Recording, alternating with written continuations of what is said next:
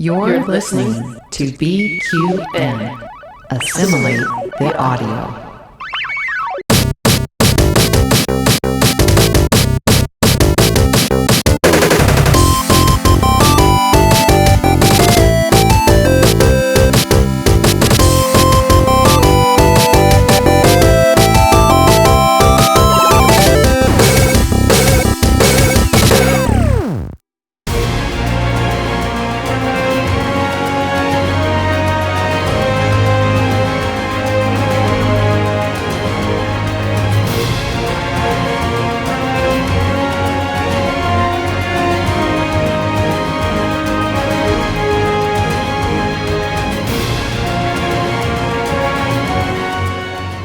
Today we are playing a long-standing free-to-play game and trying not to spend any cash.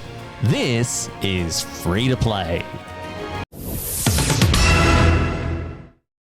Hi, I'm Davey. And I'm Mitch. And we are the Bargain Bin Gamers, coming at you loud, live, and free. And this is the YouTube show, podcast, Twitch stream where we play the cheapest and sometimes shittest games out there so that you don't have to. And to be fair, it's not a shit game today, which is refreshing. It is not a shit game today. I am really happy to say that. And do you know what? I've actually been coming off our PAX high, which if you've not seen our highest rated video ever produced, go get on that now. Get on it.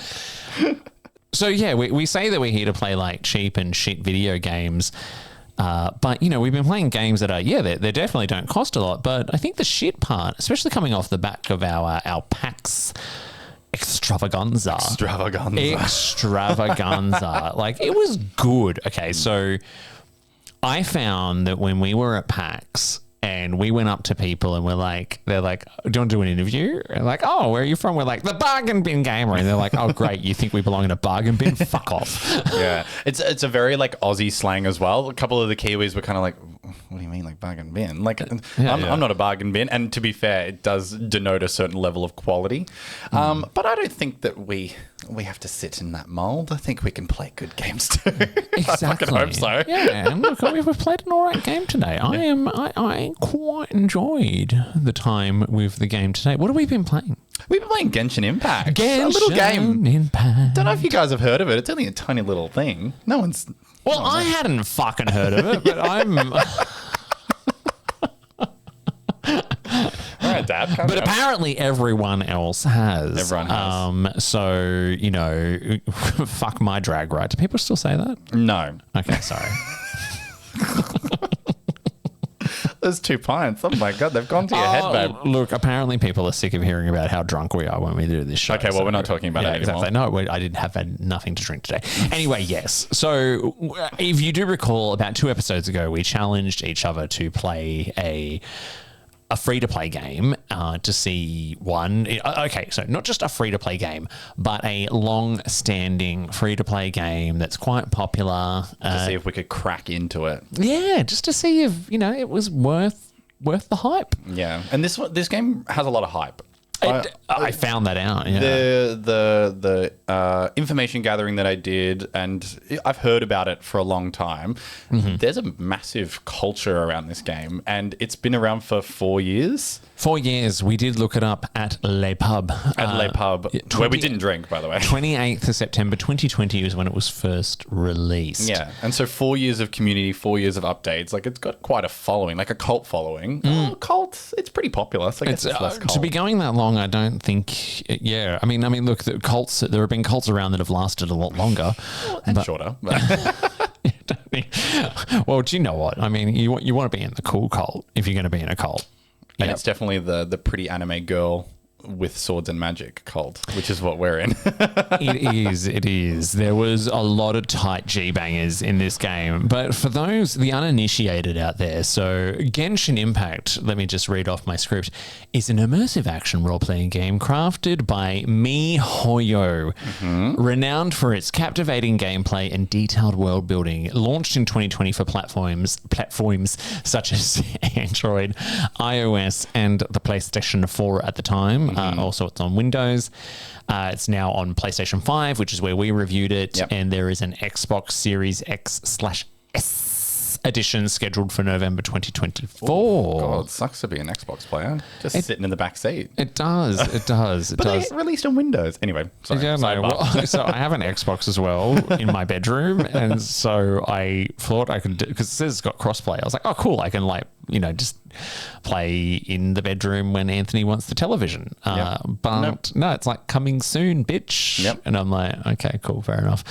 Anyway, so look, the game itself. Beautiful anime inspired Breath of the Wild inspired world, open world where players can explore. I wrote all this myself, I promise.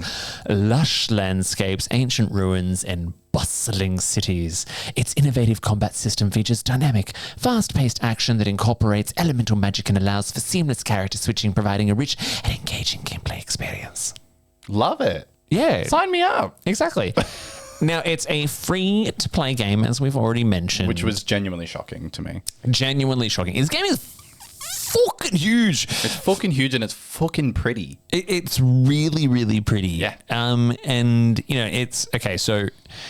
I found out about this style of gameplay that it uses for its free-to-play mechanics called gachapon. Gachapon. Am I saying that right? Also, you can shorten it to gacha. Gotcha, mushroom. Referring to the use of its loot boxes. Gross. Not gambling for children. No. We live in Australia, so gambling's fucking everywhere anyway. Exactly. Right. Can't listen to a YouTube video without a Ladbrokes I ad. can't even just get between the sport and Jane Bunn reading out the weather without fucking Shaquille O'Neal trying to sell me on the PointsBet app. Okay. Not Jane Bunn. Leave her out of this. I know. Jane Bunn, your fucking opening act is Shaquille O'Neal telling you that Aussies are built different. National treasure, by the way. Jane Bunn. Jane Bunn is Jane, if you're listening. We know you are. We'd love to have you on the show to hear about your favourite weather game, okay? Please cut this out. The Jane Bunn side plot. What's wrong with Jane Bunn? No. I'm She's Jane literally Bunn's. the only good thing on Channel 7 News. I don't watch cable right TV. after the... Did you say cable TV? Oh, what's it called? Free to air. Oh, who gives a fuck? If I have to put an antennae up, I'm not watching it. I know. She comes... There's the two most accurate parts of Channel 7 News, all right? Yep, go on. One's the horoscopes. This is not making it into the video. Please, God, don't. The second is Jane Bunn's weather updates. And then she does a little bit of a story about a cow that gave birth. Like, it's nice. The bright side, she calls it. Anyway. Back on schedule. Fuck me. I had no I'm idea. going to have to, decolor. I'm bright red. Give me a second. Anyway, that was because we're talking about the gachapon. Yeah. Right. Okay. So gachapon, it's totally staying in the final cut. That's fucking funny. So it's a loot system, right? Yeah. So, loot system designed to, get you lots of little bits and pieces that can help you level up. And there's two different ways to access these, isn't there? It's in-game currency and real-world currency. Yeah. So the game is littered with loot boxes in its massive open world. Beautiful, massive. Beautiful. I'm going to keep saying it, but I do genuinely think it's gorgeous. Look, I've talked a lot right now, so why don't you give me your, what are your initial impressions of Genshin Impact? Well, I'm an anime person. I love anime. So when we were going to play this game, I said, oh, fuck yeah. Yeah. It's anime, but a video game. And then I played it and I realized it's just Breath of the Wild, but with gambling. It's also, so it's a little bit of Breath of the Wild, a little being a lot. It's a little bit of Dragon Age Inquisition because you can change between the different party members and you've got different skills. It's a little bit of loot boxing and taking your money, but it's also, it's less of... It's a game that requires a lot of my time, which unfortunately was a detriment to the game because I only have so much time that I can give this game. And the game said one of two things. Would you like to spend lots of time to play me and grind through, or do you want to spend money to make it? And unfortunately, what did you say in return? Neither. I'll just do it when I can. But the pros definitely outweighed the cons for me. I thought it was really, really beautiful. I thought it was a gorgeous game. Once again, I'll say it in every podcast that we play games like this. Why can't Pokemon look like this? It was cell shaded, but still quite stylized. The storyline was I've seen it before. Oh no, the dragons are attacking. What will we do? Skyrim. But I found the characters very stylish. That was the main draw. Davey and me spoke about this before, but I wanted these characters. I wanted to be them. I wanted to be cool and hip and have an eye patch and have magic. So the draw for me was to keep picking up the game to play it because I wanted to unlock the characters. And then, like I said, I had that fork. Would you like to keep playing and grinding to get them, or do you want to pay for them? And it's not really a pay-to-win system, is it? Because it's not a competitive game. It's just a pay to look cute and pretty and have anime girls summon blizzards, which fair enough. It works for me. Exactly, yeah. Because, if you want to do that thing where you pan the camera down so you're looking right up the character's skirt, then... And they are wearing panties. I looked. Exactly. All of a sudden he was like, oh, fuck, what's the password to my PayPal account? Let's get it up. What is the conversion from Oz dollar to Japanese yen? Is it, Japanese yen or Chinese. What's the Chinese currency? No, we don't need I'm too much of a weeb, but I don't know anything about China. Exactly, because there's a little bit of it's kind of like a Chinese game and a Japanese game and all rolled into one. It's definitely a fusion. I was noticing during the story, it was a mix of Japanese culture from things that I've managed to absorb from anime and just general storyline. There was some Chinese stuff in there that we briefly mentioned off camera as well. But there's also a lot of European style settings. A lot of the towns are very not Game of Thronesy, but very medieval style. It's not a particularly RPG standard. Yeah, it's not a particularly, for lack of a better word, Oriental themed game. It's very Eurocentric, which I think is interesting, but I know there's a bit of a fascination in Japan about Eurocentric style architecture and fantasy, so I understand it, but it's definitely just a nice, very pretty RPG that demands a lot out of your attention span, which is something that I, as an adult man, do not have. So let's talk about the obvious inspiration behind the game, which we've mentioned a few times, which is Breath of the Wild. Now, when you say it, so for those who aren't watching the YouTube version, he's showing us his Breath of the Wild tattoos. Because it's my favorite game. Bravo. I love it.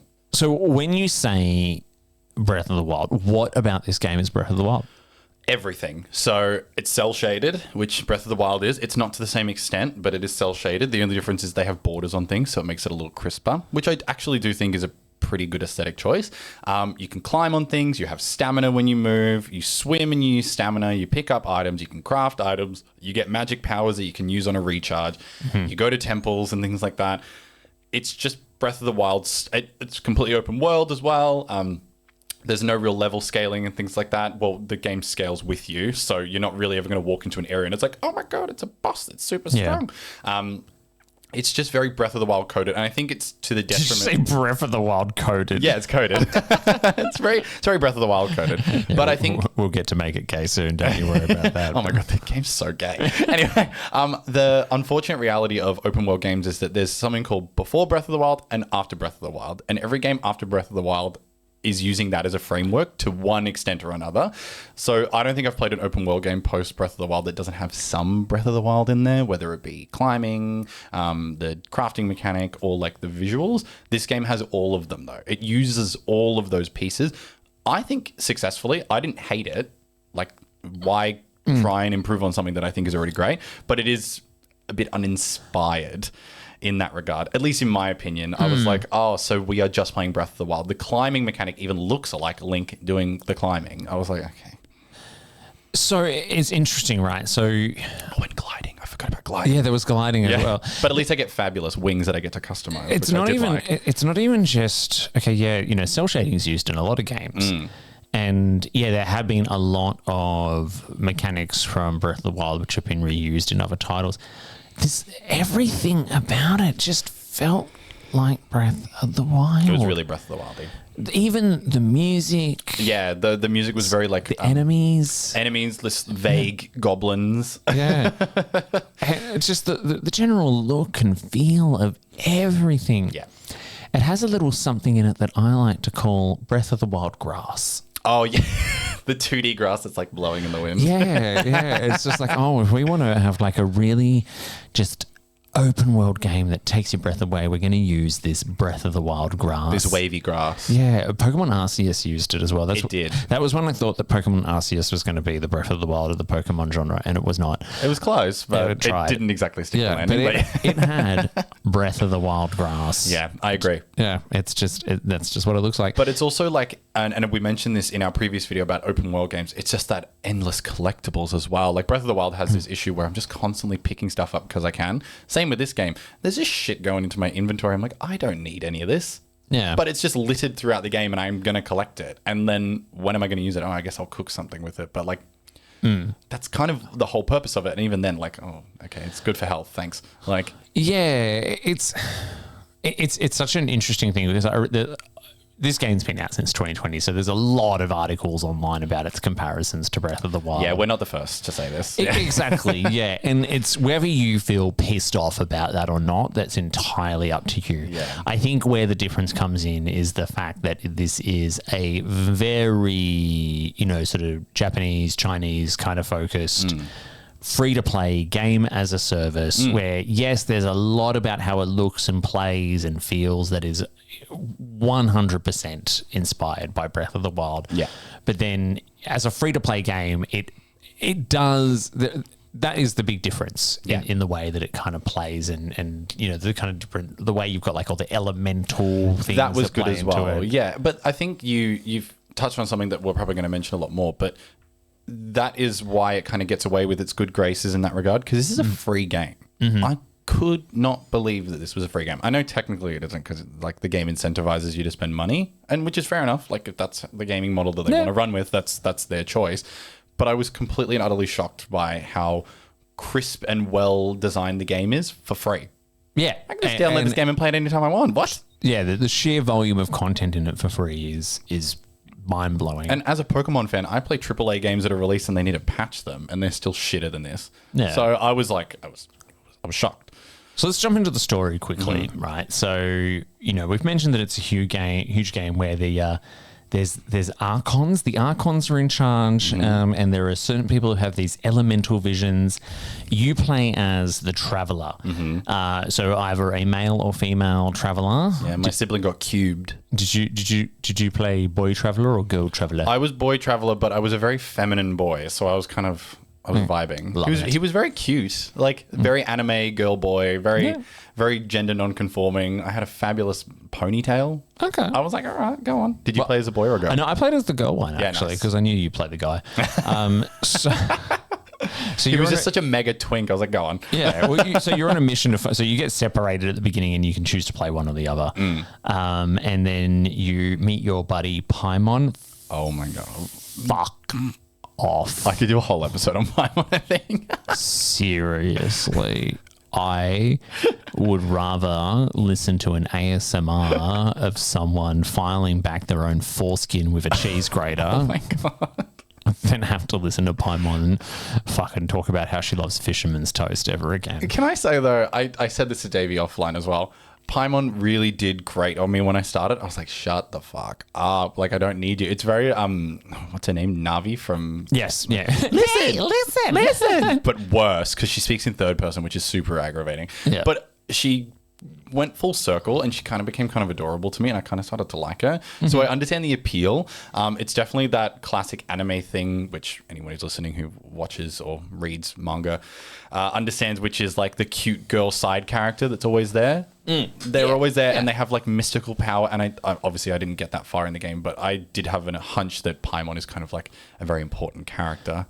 So Yeah. I'm sure she's like some key or some guardian or something. She's probably like a fucking Archon or something. Yeah, and it's not that uncommon in these, westernized adaptations or translated versions of Asian games, whether they be Chinese, Japanese, whatever.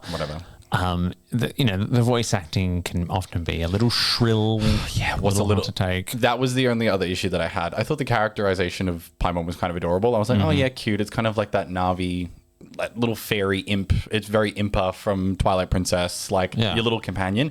The voice acting was so grating though. It was someone putting on a little baby voice. Paimon does this. Exactly. Paimon needs to jump in a river. I know. Did you get it to the part where Paimon really wanted fisherman's toast? She fucking is obsessed with it. And I was Fisherman, it's just toast with onions on it. I'm like, that's disgusting. also bad breath, Paimon. There's no teeth brushing in this game. And Paimon, so if you've ever played Banjo-Kazooie, I have not. okay, so in Banjo-Kazooie, Kazooie is the little bird in your backpack, and Kazooie just like has like it's a bit lippy.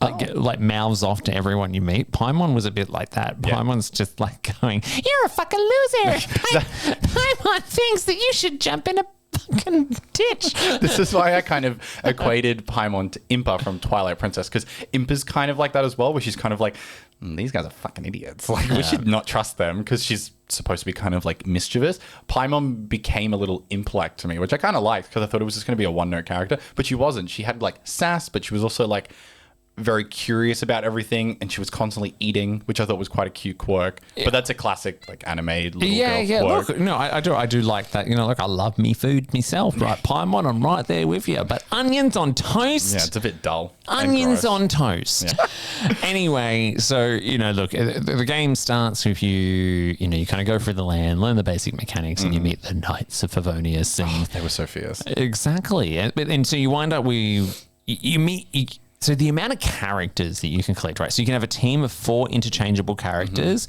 each with different. Sometimes they've got different elemental powers. They're ranged. They're different like role plays as well. So you've got like mages, you've got sword fighters, you've got archers and things like that. Like it's very like I mentioned, it's very Dragon Age Inquisition, where you can like collect different characters for your party and things like that. But it's also very like oh god, what's that game? It's very Diablo. Yeah. Where like you can like have your character and you stat them up and things like that. And you kind of develop how they want, which I found really, really freeing. I thought that was a good way to play. Yeah. And there's so many. So how many did you do any research? So I looked on some of the wikis. Oh my god.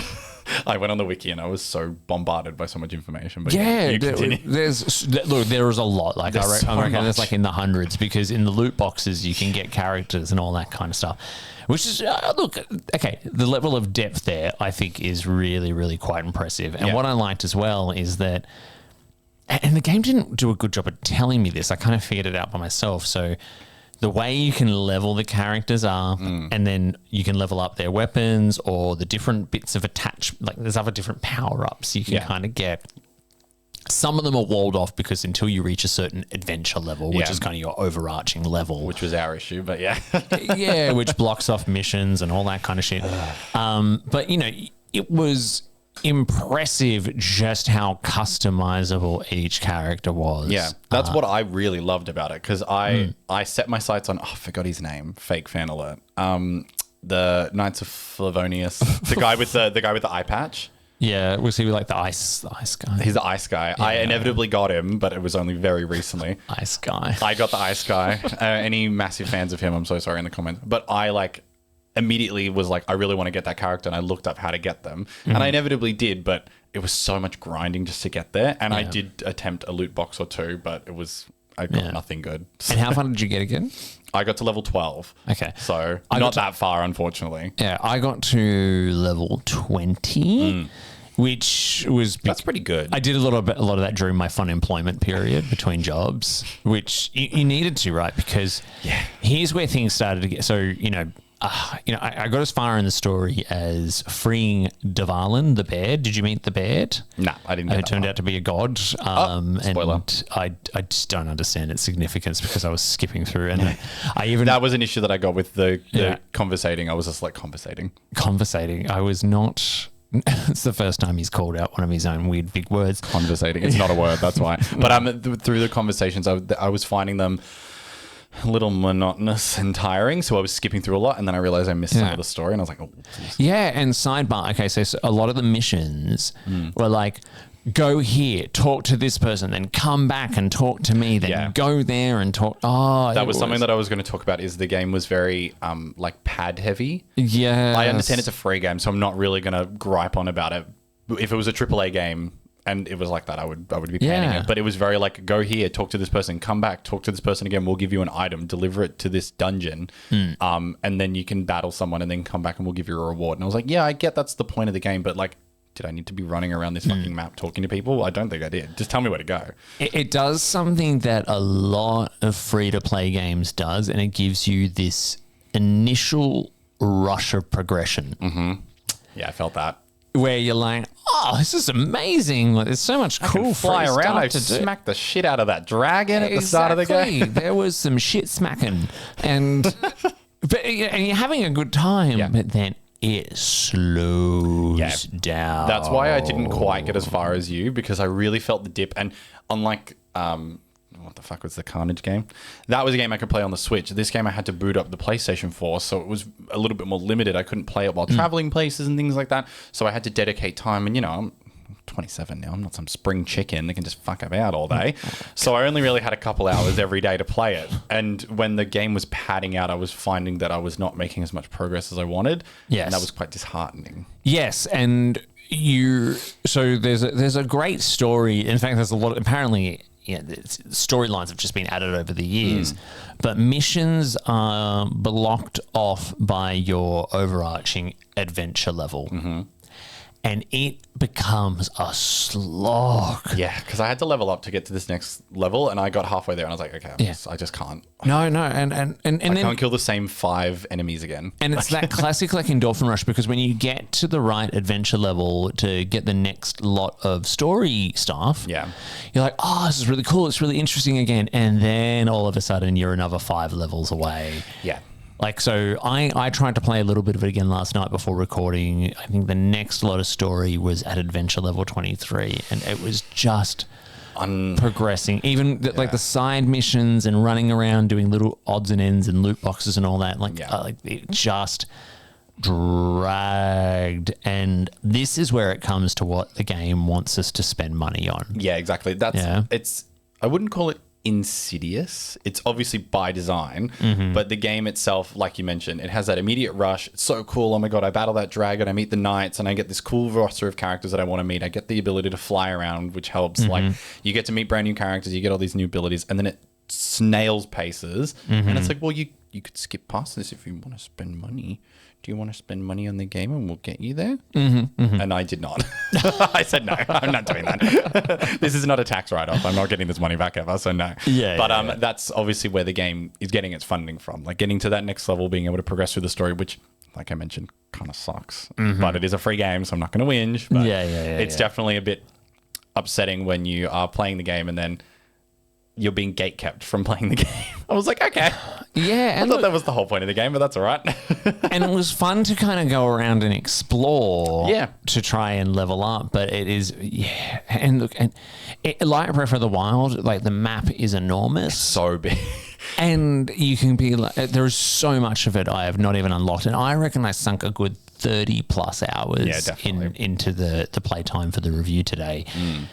And there's that like, there's something over there, or there's something over there, and you can climb anywhere and you can go anywhere and you can do anything. And it's really like the amount of stuff they've put into this for free. We will keep coming back to that. We keep hyping it up, but it's true. Like, it is very, very, am I trying to say, like, it's pretty ballsy to put that much free content into a game and just slap it out there. Like, because it's kind of making me not like as many AAA games that I've played, because I'm like, I've spent so much money on a game that needs to be patched day one and it's crap. This game, and it's got the luxury of being a game that's been constantly being updated for the last 4 years, but it really did set a certain bar for me. I was like, wow, I can get this for free. Like, you want me to spend $90 on a game that you haven't finished? Yeah. Okay, right, got it.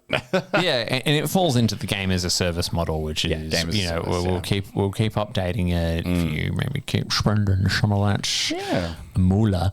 Paimon thinks you should spend more money. Paimon. I'm genuinely shocked you didn't say that at some point. Paimon, I thought she was going to jump and be like, oh my God, let's go to the shop.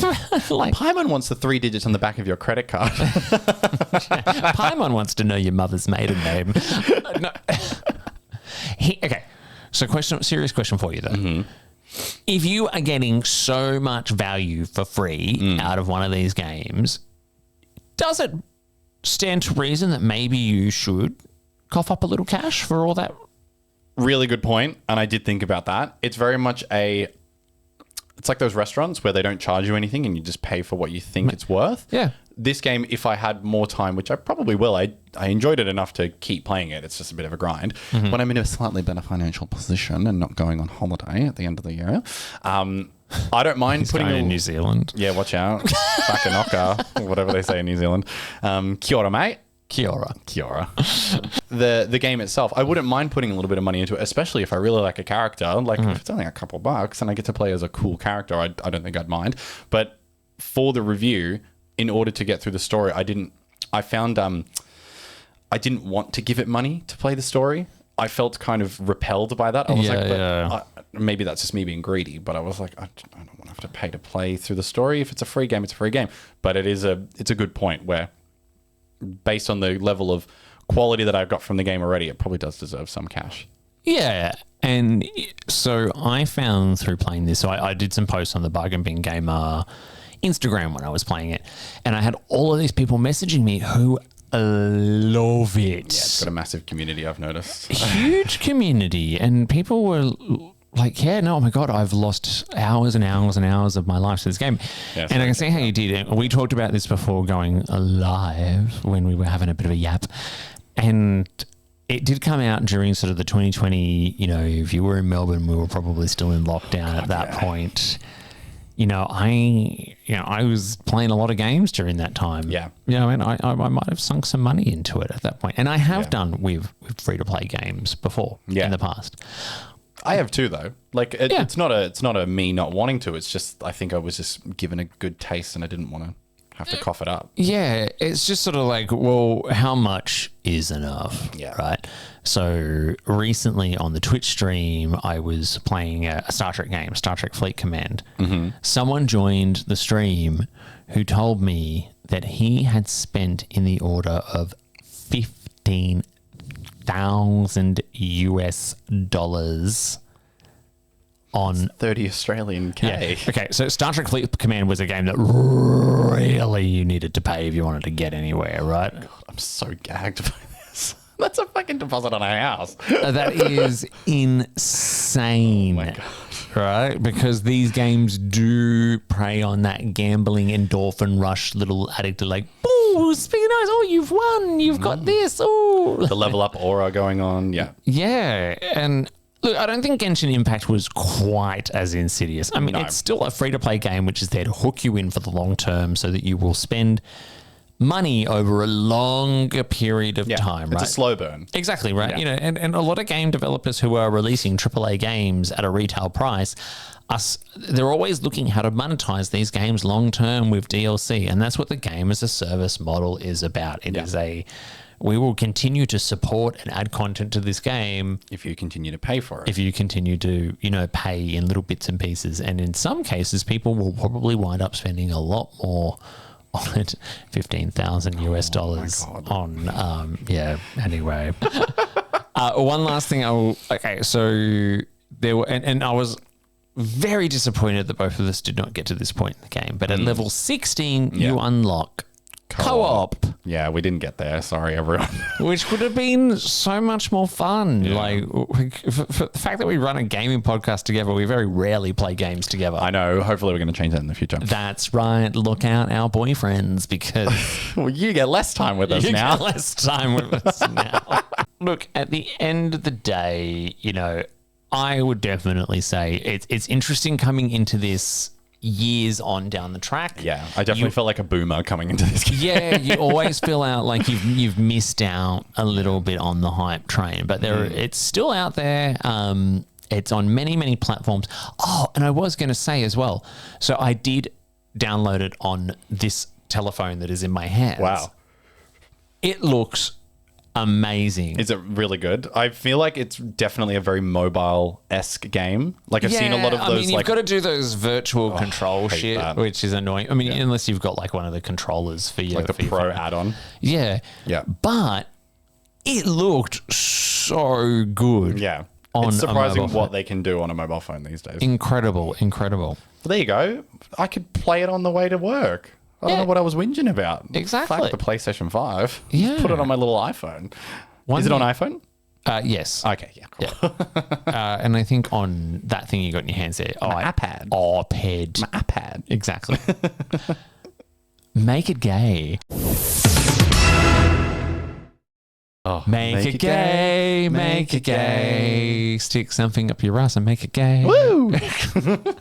So, I love how the theme song changes every single time, by the way. okay. So there are a lot of articles online about the queer coding in this game. Now, I found it particularly because, again, someone was insinuating that there is the game has some Chinese kind of roots and all that kind of stuff where being out and proud is not as common. Yes. So they reckon that the queerness in it was somewhat People reading into it. Yeah. But can I just talk about Lisa? Oh my God.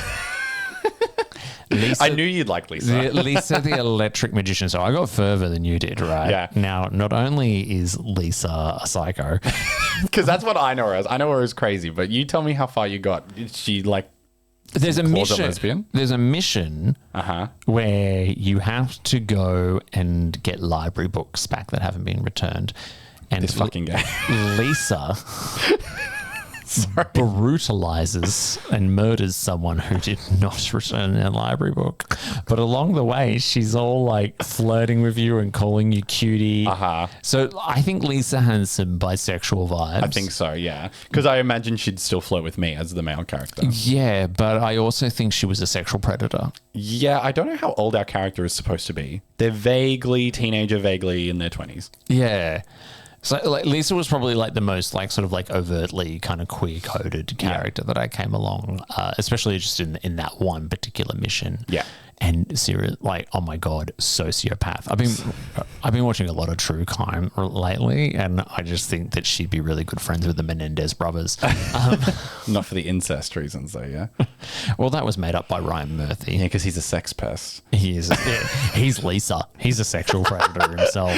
Love you, Ryan Murphy. Love you, Ryan Murphy. I will put my library books back, I promise. Season 1 and 2 in Glee are some of my favorite parts of television ever. Iconic. We should make a podcast about that. Exactly. Yeah. And Nip Tuck. But anyway. I didn't notice too much like queer characterization specifically. Like I mentioned, I think with Lisa, not to downgrade her or anything, but I do think unfortunately she'd flirt with the character, main character regardless. I, as an avid anime fan, all anime property is vaguely queer because everyone's vaguely effeminate. Whether you're a male or a female, it doesn't really matter. You're very pretty, you're very feminine, you've got no facial hair. It's very like lashes and sparkly poses and clicking their fingers and doing magic. It's very queer-esque. I wouldn't say I noticed it to be very, very queer per se, but I think Japanese fantasy has a level of camp to it that I always have really resonated with as a queer person because it's very like over the top and unnecessary, and there's flashy poses and everyone's very fabulous.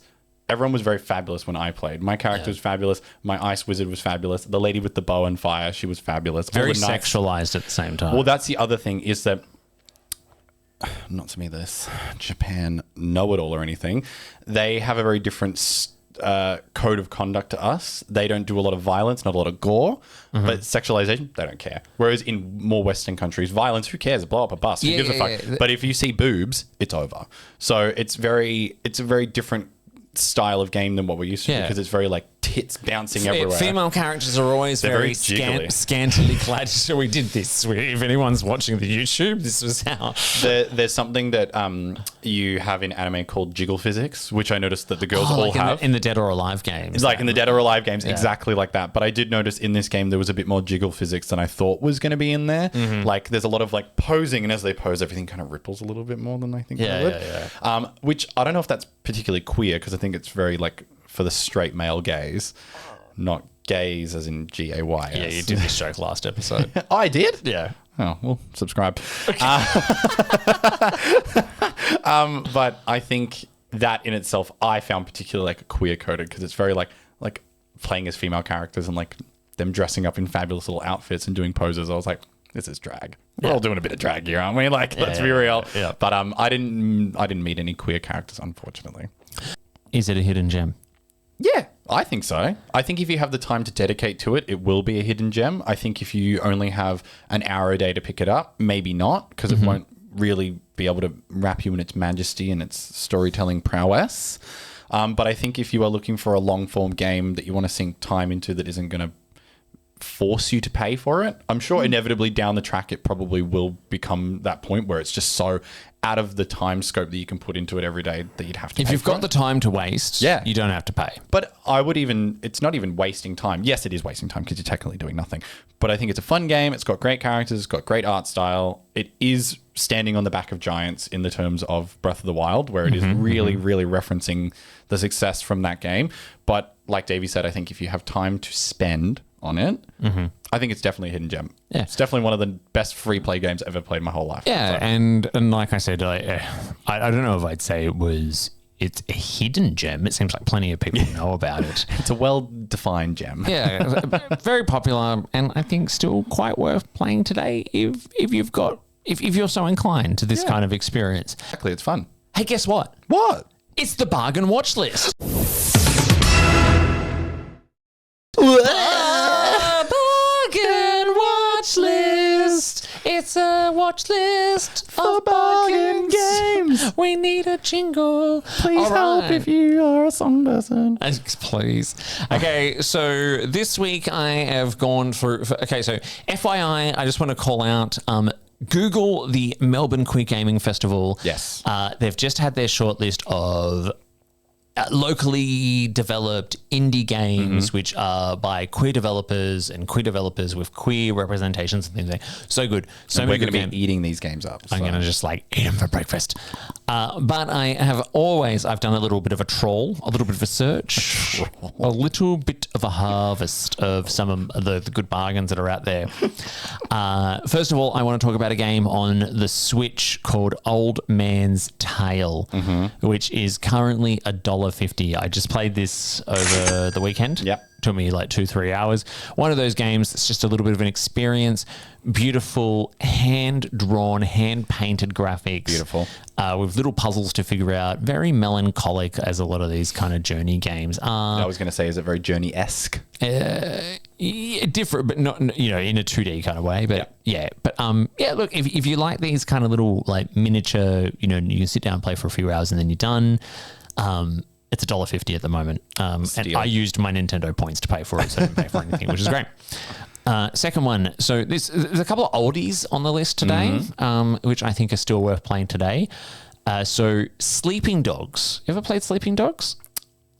I've heard of it. Sleeping Dogs, the definitive edition, currently 85% off on Steam for $4.04. It's a GTA style game set in Hong Kong. Yeah, it's like a gang warfare and all that kind of stuff, but like a lot of fun to play, and still It's very flashy, that game, isn't it? yeah, and I think it was like an Xbox 360 PS3 game originally, but still really, really good to play today. The third one, so Witcher 3, everyone knows Witcher 3. It's A classic. It's a classic. It's huge. It's A an enormous tentpole game. in the RPG realm. Yeah. 75% off, $11.98 on the PlayStation Network. If you've never played The Witcher 3, Get into it. like $12 for this game. That's So more than a bargain. That's a steal. Yeah. You'll like the next one, Batman Arkham Knight, Oh, love the Arkham games. 80% off, $4.99 on PSN. Yep. Love that game. Have you played the Arkham games? Yeah, I have. Yeah. It was why I recommended it. So again, there's a lot of like these older AAA digital deals at the moment, which if you've never got if they're on you, pile of shame. Yeah. Now's the time. Last one, Mass Effect Legendary Edition. All three, the whole Mass Effect trilogy, $14.99, reduced from $99 on the Xbox Store. Love Mass Effect. Yeah. So there's a lot. The Xbox Store in particular had a lot of really good deals and some older AAA games, and the PlayStation Network has got a bargain on the entire Resident Evil franchise now at the moment as well. Love Resident Evil. Check out those bargains. Yeah, and like Davey said, if you've had that pile of shame or you were happy to miss out on, culturally monumental games like Witcher 3, get onto it. I highly recommend, especially for, did you say $12 for Witcher 3? $11.98. Oh my God, I'm going to go buy it again. Mitch, what do we got coming up on our next episode? We've got a special guest coming. We do have a special guest coming. You're not reading your script, but that's okay. No. I don't know what happened to the script. It's gone. That's all right. And coming up next week, we have got Warren and, well, not next week, but in a couple of weeks, we've got Warren and Jake from the Melbourne Gamers, Gaymer. They're going to join us. Cannot wait to hear about our home city's local gamer community and how people can get involved. And look, we've got lots of other little bits and pieces Mitch and I are talking about. So that'll be in a few weeks' time. I think we're interviewing them on November 10th. We may do another little special episode in between now and then as well. Just to keep you guys fed. Yeah, we've got some really cool stuff. We've got a lot of like queer indie devs lined up to come on the show for an interview. So we're going to have some special guests coming up soon. It's going to be a lot of fun. So if you guys are sick of constantly hearing just us, lucky you. Yeah, now you get to hear us and get sick of hearing someone else at the same time. Oh, bless. Yeah. And this is free. Wow. Yeah. Speaking of bargain bin. It is free unless you would like to support the BQN Podcast Network, of which we are a member, by heading to patreon.com/BQN. There's a link in the podcast episode description. Are we a gotcha podcast? Are we what? We're a pay-to-win podcast. No, just lots of amazing free perks and early episode releases. Anyway, until next time, I've been Davey. And I'm Mitch. And we are the Bargain Bin Gamers.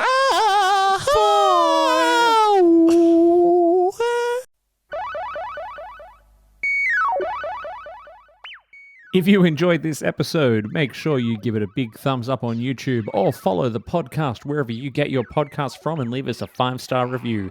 Be sure to follow us on Instagram and Blue Sky and follow along on our live Twitch streams. You can also continue the conversation in our BQN podcast Discord by clicking the link in the episode description. Don't forget that the Bargain Bin Gamer is part of a larger network of podcasts called the BQN.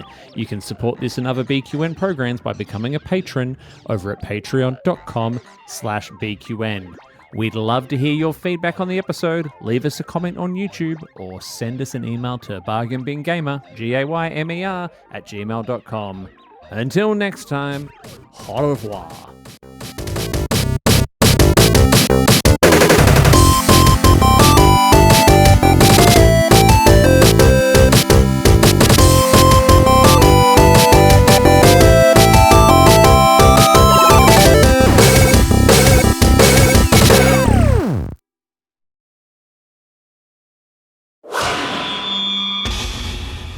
Double T Media.